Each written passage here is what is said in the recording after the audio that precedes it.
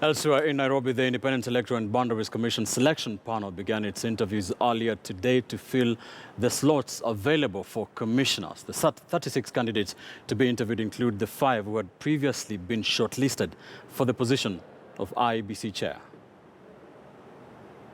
What are your views on the recommendations they made?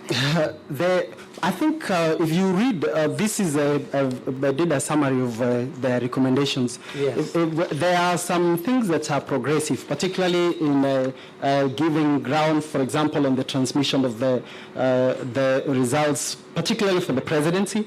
But there are also certain provisions that I believe we may agree currently, but at some point we will need to have conversation, particularly in meeting some of those timelines on the amendments provided. When